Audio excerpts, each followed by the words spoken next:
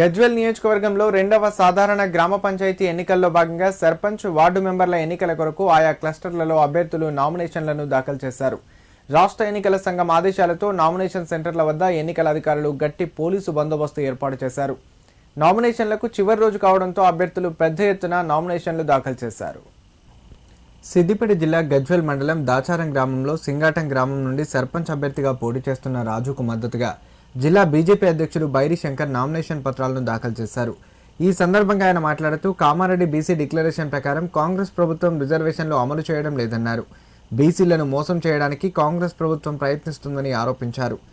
కేంద్ర ప్రభుత్వం నిధుల ద్వారా గ్రామీణ ప్రాంతాల్లో అంతర్గత రోడ్ల నిర్మాణం, మరుగుదొడ్ల నిర్మాణంతో పాటు ప్రతి కుటుంబానికి ఉచిత రేషన్ బియ్యం, ప్రధానమంత్రి ఉజ్వల యోజన కింద గ్యాస్ సిలిండర్ల పంపిణీ ఇలా అనేక పథకాలు అమలవుతున్నాయని అన్నారు. ఈ ఎన్నికల్లో బీజేపీ అభ్యర్థులను భారీ మెజారిటీతో గెలిపించాలని కోరారు. ఈ కార్యక్రమంలో గజ్వేల్ పెజ్ఞాపూర్ మాజీ municipal chairman Gadipalli Bhaskar, Lakshmi Narasimha Reddy, Venkatareddy party నేతలు పాల్గొన్నారు. సిద్దిపేట జిల్లా గజ్వేల్ నియోజకవర్గం సింగాటం విలేజ్లో మంజరి రాజన్న నామినేషన్కు రావడం జరిగింది. సిద్దిపేట జిల్లా వ్యాప్తంగా 508 పంచాయతీలలో మొదటి విడతగా గజ్వేల్ కాన్స్టిట్యున్సీ, దుబ్బాకకు సంబంధించిన రాయపోల్, దౌలతాబాద్ మండలాలు ఈరోజు నామినేషన్ 5 గంటలకు ముగుస్తా ఉన్నది.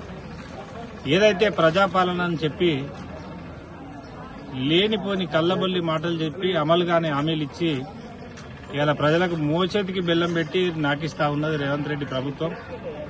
43% కామారెడ్డి డిక్లరేషన్ అయితే ప్రకటించారో బీసీలకు రిజర్వేషన్ ఇస్తా అని ఇలా మొత్తం రాష్ట్ర వ్యాప్తంగా ఎక్కడ చూసినా అన్ని పేపర్లలో కానీ మిగతా మనం చూస్తా ఉన్నాం.